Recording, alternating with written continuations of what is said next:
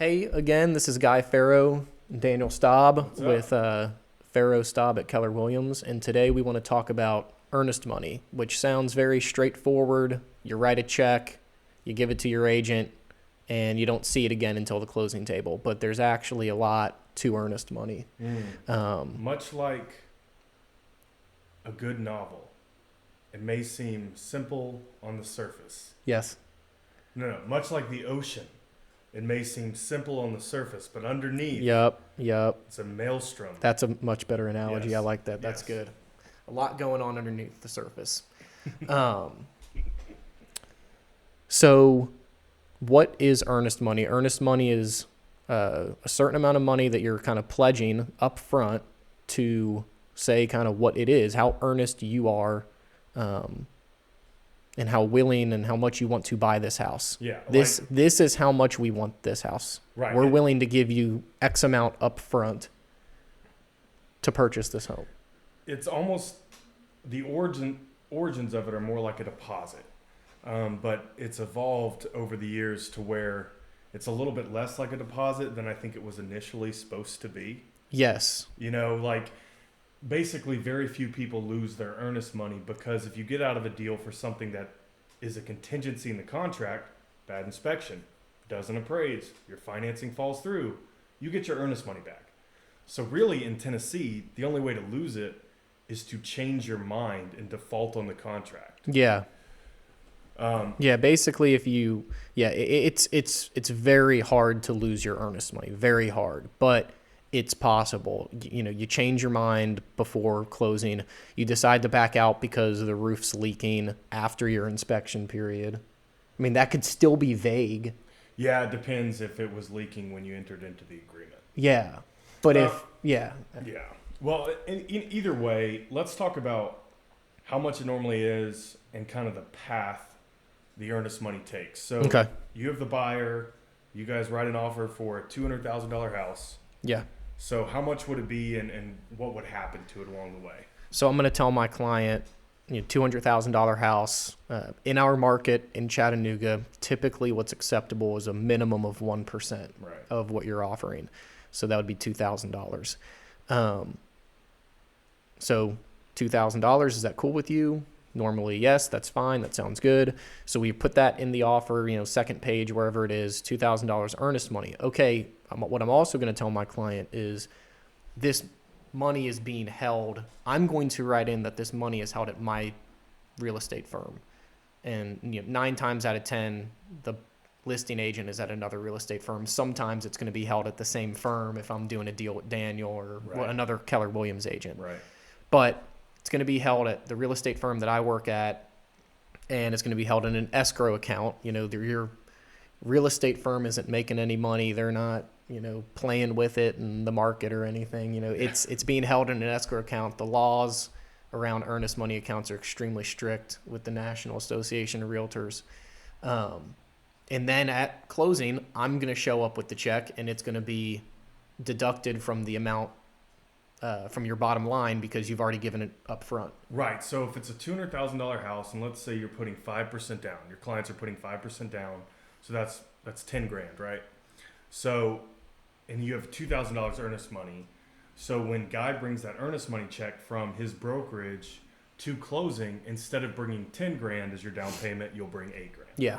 So it's applied to your down payment. It's cash that you don't bring to closing.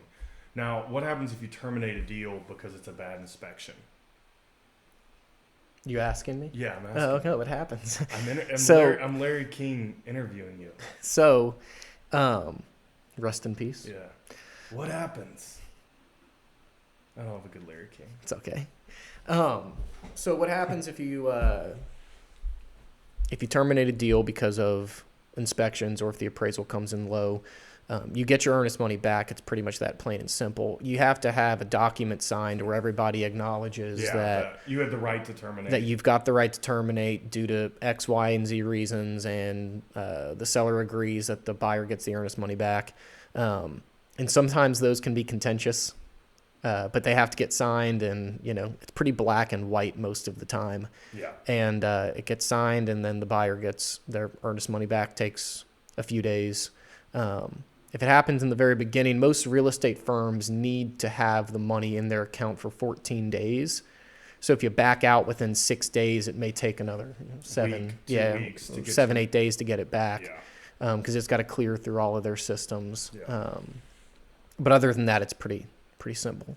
Yeah, and so a situation where you would get into a tug of war over the earnest money, and this is a very common misconception. So Tennessee is a state where, let's say you're the buyer and you default on the contract, meaning you don't terminate because of reasons that you have. You terminate because you just decide you don't want to buy it anymore, but you're outside of your inspection Let's give period. them this. I think this would be a good example. Yeah. Not to cut you off. I think use this example.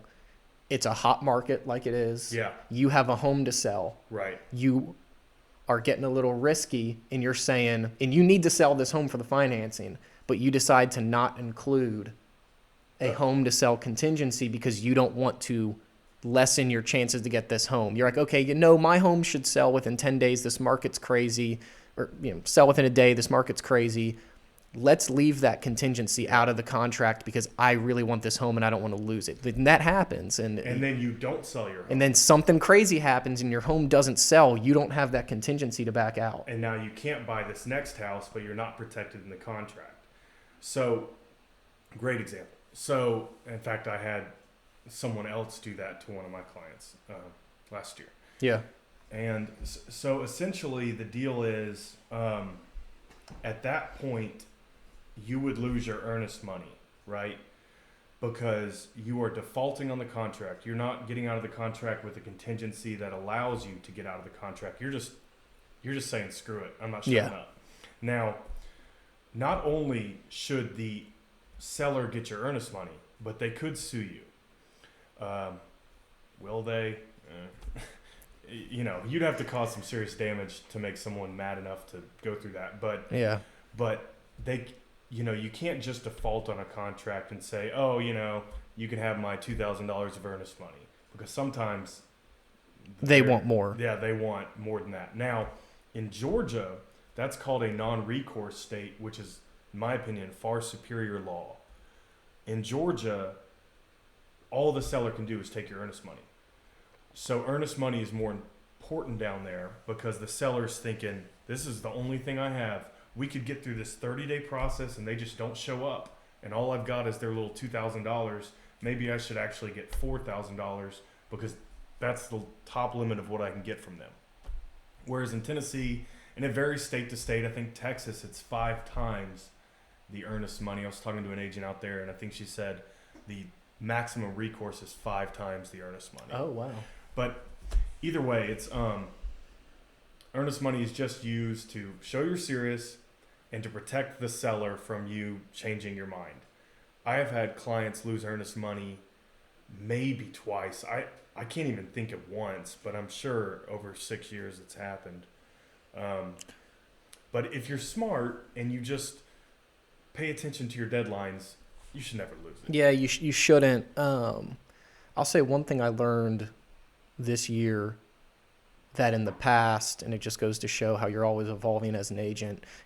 Me a year ago, I wasn't big on large amounts of earnest money because the way that I looked at it was I didn't really think about the psychology behind it. I was like, look, you're not offering them any more for the home. You're just like, it's not putting any more money in their pocket. And it's not like the sellers are going to get it unless. Yeah, and exactly. And it's not like they're scenario. Going, but I had 2 deals this year where I kind of started learning.